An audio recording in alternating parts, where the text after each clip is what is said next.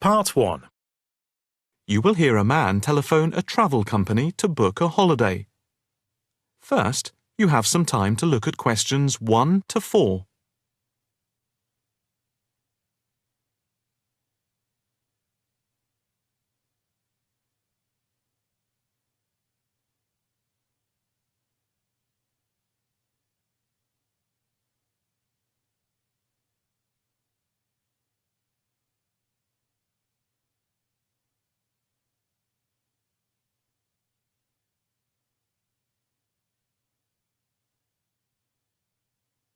Now the test will begin.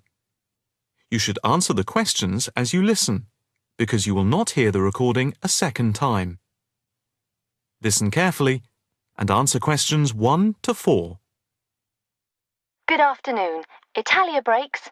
My name's Margaret. How can I help you? Hi. I'd like to book a short break in Italy. Hotel and flights combined. Anywhere in particular? Yes, Venice if possible. We've been looking at some of your brochures, and I want to check if you have any special deals. Right. Let's have a look and see what we've got. Right. OK. I've got the screen up. Can you just give me a few personal details? Sure. First, can I just take your name, please, and a contact telephone number? Certainly. It's John Framlington. That's Framlington.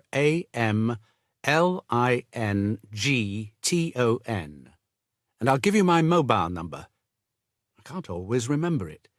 Yes, here it is. It's 07987 441192.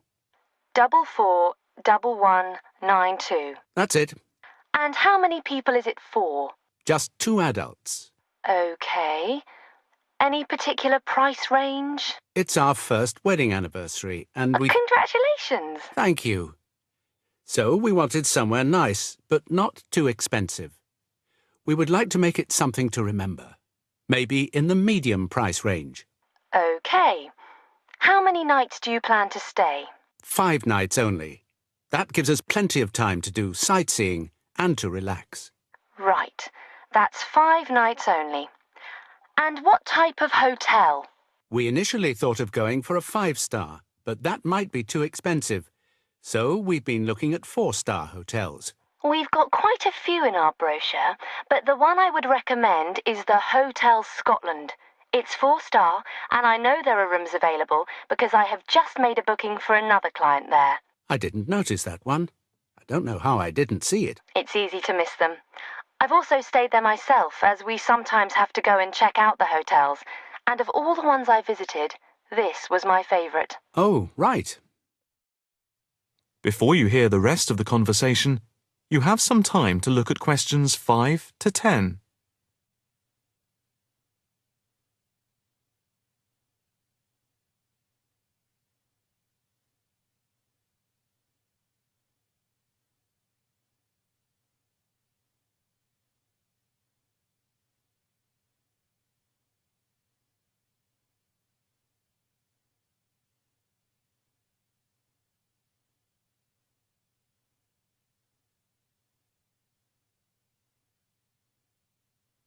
Now listen and answer questions 5 to 10. What's the hotel like? It has a courtyard for breakfast. It's got 50 rooms. It's just been renovated, and so it's very stylish. Is it in the brochure? It's on page 63. Ah, yes. I can see it's right next to the railway station. But what appeals to me most of all is that the hotel's very convenient for all the water buses. And the idea of having a terrace with the room, I really find very appealing. These are big pluses. It's probably the most central hotel we have. You might think it would be a bit noisy as it's in the main commuter area and a place where tourists go. But from experience, I can assure you the hotel is very quiet. Most of the rooms are facing away from the main thoroughfare. Can you tell me when you'd like to leave? The 17th of March. Coming back on the 22nd. OK. I'll just check again if there are places available. 2 adults sharing. Hotel Scotland. Yes, that's gone through. OK. And how much is the break, including flights? There's a special rate at the moment because it's off-season. For 5 nights, let's see, it's £716 for a double room and flights. That includes airport taxes, but not insurance. Each? No, for 2 adults sharing. That doesn't sound too bad at all. What reductions do you have at the moment? Well, if you make the booking before the 17th of February, you get a further 15% reduction, subject to availability. That's a big saving. Yes, it makes the price very reasonable indeed. Do you need travel insurance? Yes, I suppose we better had. For 7-day cover for both of you, it's £17.88. OK. Do you want to book today? I think we should, but can I just check with my wife? Can you hold the booking for me? I can hold it until 1 p.m. OK, that's fine. I'll get back to you immediately. I'll just give you a reference for the reservation. OK. It's FAPSJM15. Thanks. I'll get back to you as soon as I can, and definitely before 1 p.m. This is too good an offer to miss. That is the end of Part 1. You will now have half a minute to check your answers.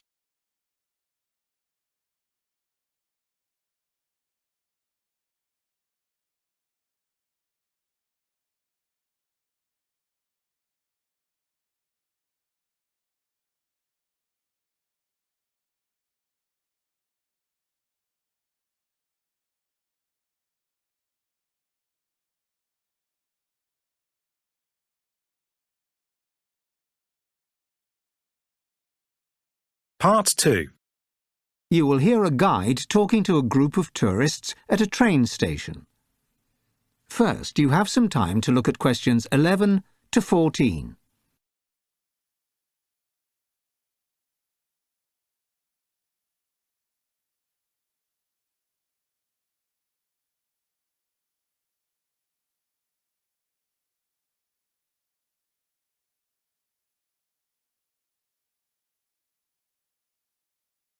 Now listen carefully and answer questions 11 to 14. Good afternoon, everybody, and welcome to the magnificent and historic central train station here in Puerto Nuevo, Spain. While you wait for your train to Seville, I'll be telling you a little about the construction and history of the station you're standing in. I'll also be giving you an overview of the facilities and services on offer here, as well as where to find them. Puerto Nuevo's first railway station was built in 1851. The country's first rail line had been opened only 3 years earlier, so trains were relatively new to Spain at that point. The original station in the centre was mostly destroyed in a fire, and it was completely rebuilt and reopened in 1892, and this is the building we see today. The design for the building was created by Alberto Palacio, a highly respected Spanish architect. Palacio used a colourful red stone for the outside, supported by a structure made of iron. The station is made up of 2 main buildings, connected by an impressive iron and glass roof that covers the platform area and allows natural sunlight to reach the station floor. In 1985, work began to extend the station, adding more platforms and expanding the waiting areas. This was partly in preparation for the high-speed trains, which were introduced in 1992. This service now operates between most major Spanish cities and has drastically reduced the time of journeys between Puerto Nuevo and Barcelona, for example. At present, the station serves as a transport hub for tens of thousands of commuters every day, operating underground trains, local commuter services, and cross-country trains. Annually, the station sees around 40 million people getting on its trains, of which about 10 million are foreign tourists. As you can imagine, operating such a busy central station is quite a challenge, but the station has a well-organised staff and high-end facilities. Before the talk continues, you have some time to look at the questions 15 to 20.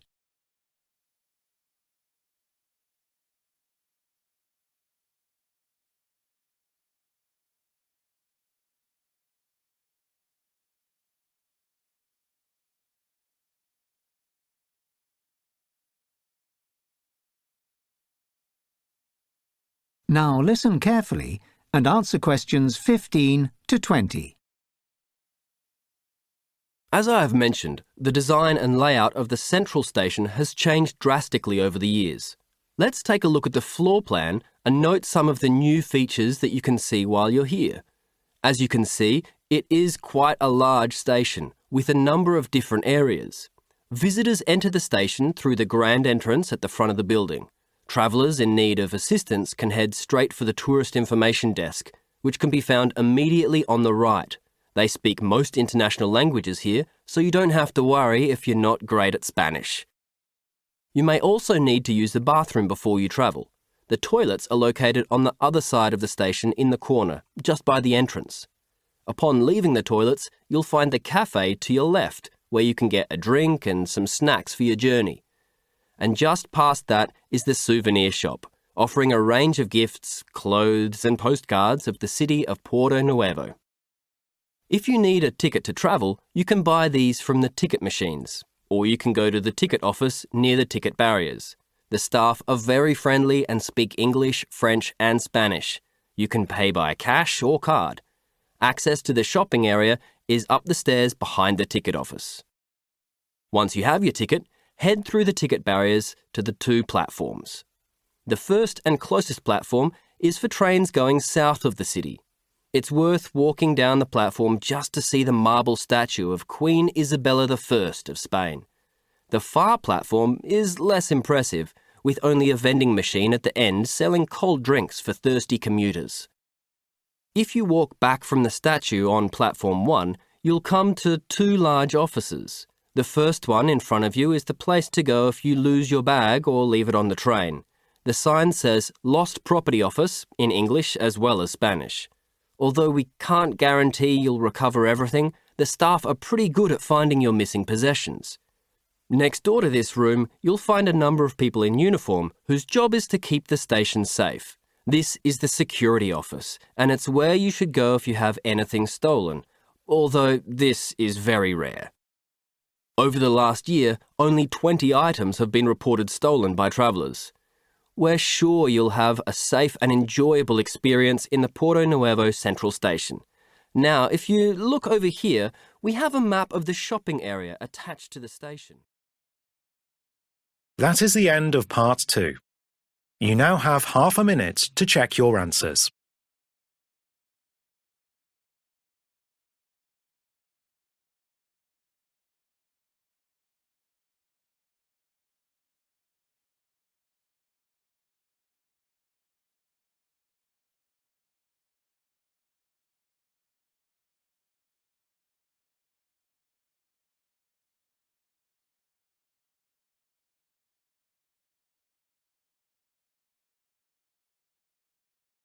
Part 3.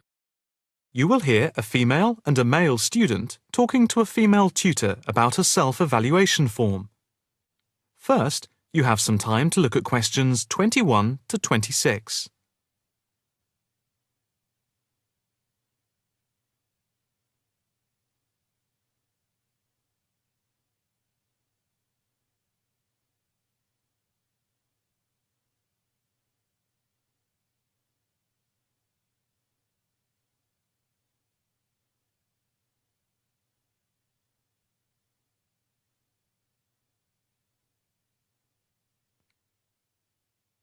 Now listen carefully and answer questions 21 to 26.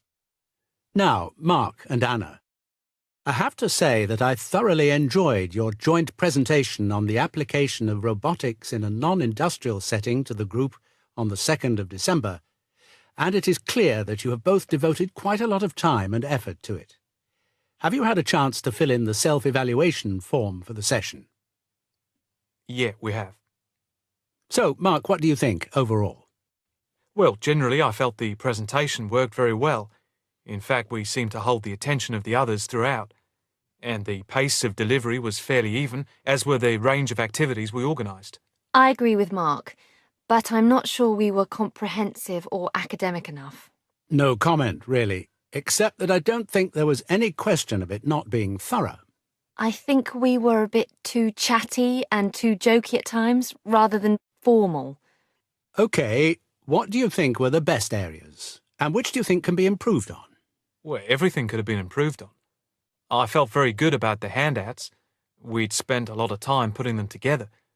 They had a very professional appearance as we bound them into a booklet. To me, the handouts were the best part, as we had a very extensive bibliography and the booklet seemed to go down well. The booklet you did for the handouts certainly showed you had done a lot of work. But I think that you put too much material into it, and people got distracted by it. Perhaps you could have cut the handouts by about a third. I see. When I come to think about it, maybe you're right. OK. But there were times in the middle of the presentation where things did go a bit astray. I think that was my fault when I got the PowerPoint slides out of sequence and I had difficulty getting back on track. I also think we rated our technical ability too highly, especially when operating under pressure. I had never done a presentation with technical equipment before, so it was a steep learning curve for me in particular. Yes, I think you could have done with a bit more practice with the equipment beforehand. Before you hear the rest of the conversation, you have some time to look at questions 27 to 30.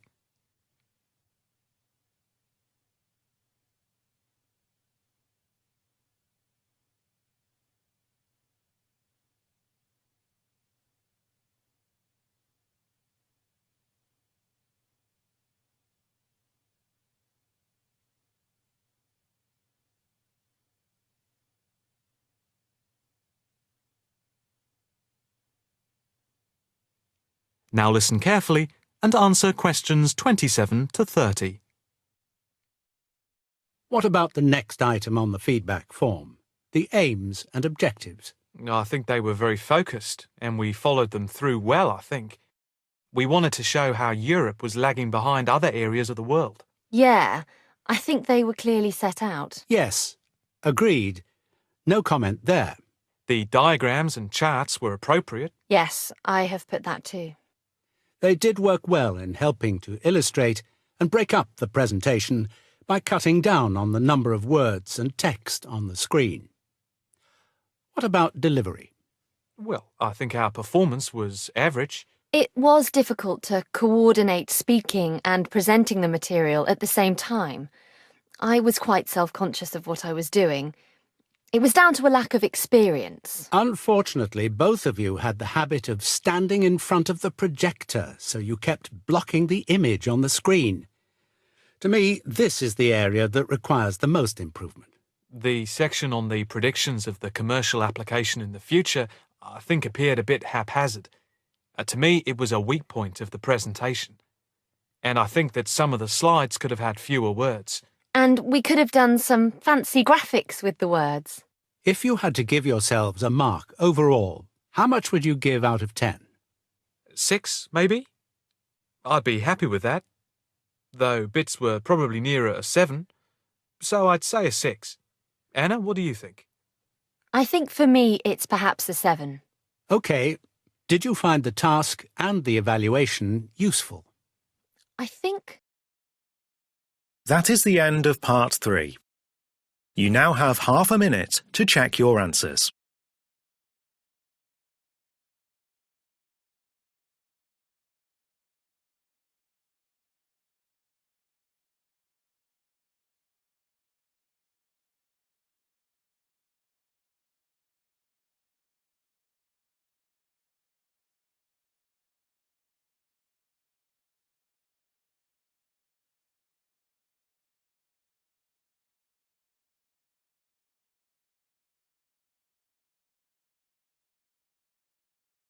Part 4. You will hear a woman giving a lecture about the positive effects of laughter.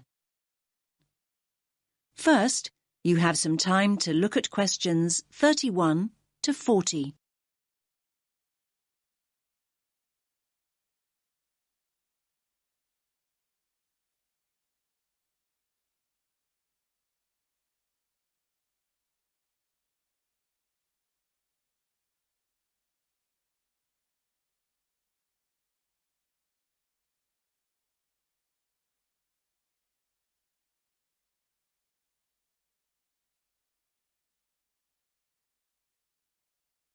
Listen carefully to the lecture and answer questions 31 to 40. Good morning, everyone. I do hope you didn't get too wet getting here this morning. The subject for my talk, I think we could all do with some to take our minds off this atrocious weather, is laughter. The laughter I want to look at is specifically related to psychological therapy and the treatment of physiological disorders, something we've been looking at over the last week or so. Now, when we start talking about psychological therapy, laughter isn't something that immediately springs to mind. Therapy is a serious business, and it's generally approached with an appropriate degree of seriousness. After all, people seek treatment and enter therapy for serious reasons. They're often at critical junctures in their lives, and they need professional help. The question is, how is it that laughter can be such a vital part of the therapy process? It's normally identified with humour, and thus generally deemed appropriate only in lighter, more frivolous circumstances, when it's acceptable to find a situation funny. Perhaps this is why so many people in the medical world feel that laughter's frequently misunderstood and undervalued as a cathartic, healing process. Now, humour certainly is one trigger for laughter, but it isn't the only trigger. If we take as a starting point the fact that laughter is a physical process that releases emotional pain, it follows that stress, anxiety, and tension may prompt the same response. Psychologists frequently point out that humans don't laugh because they're happy. They're happy because they laugh. Once we accept that laughter and pain are related, we are less likely to be shocked when people laugh in all sorts of painful, even tragic situations.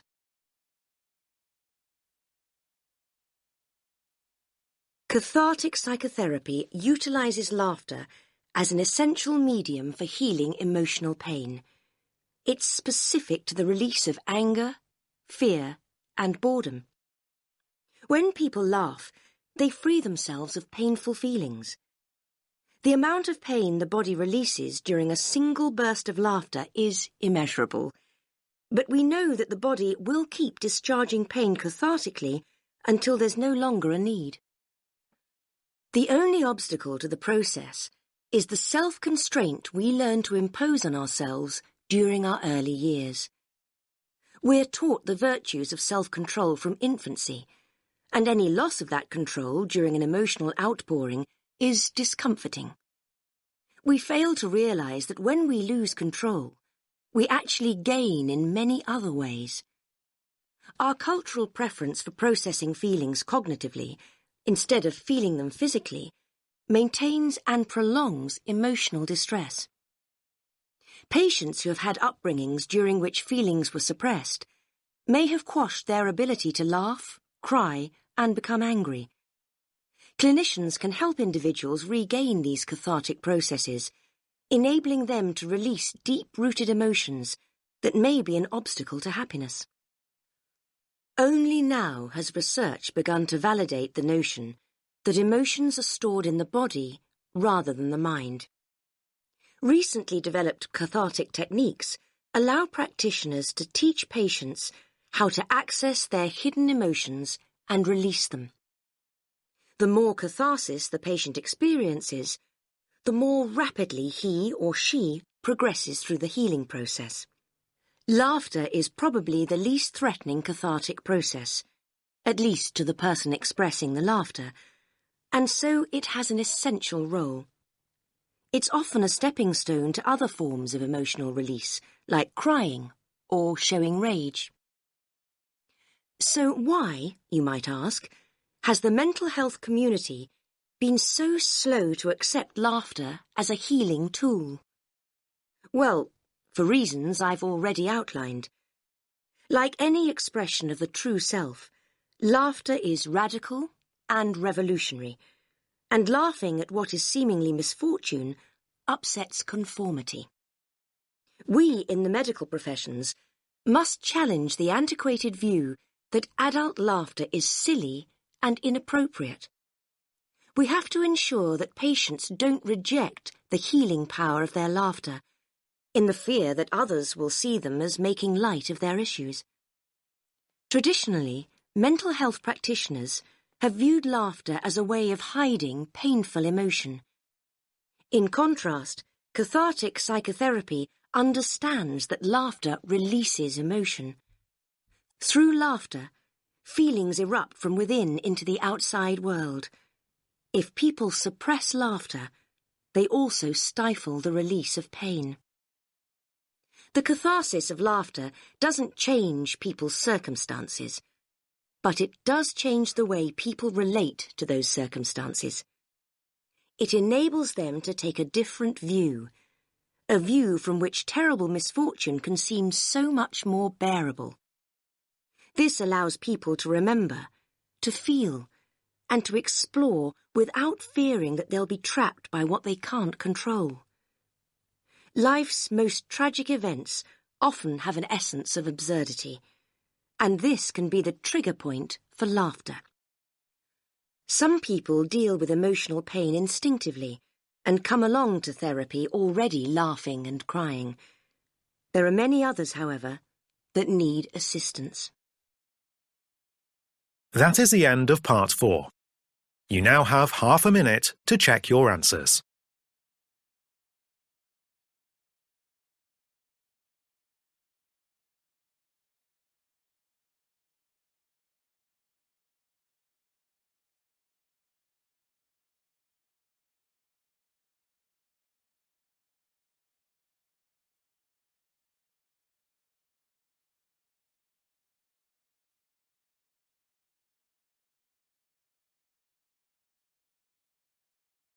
That is the end of the listening test.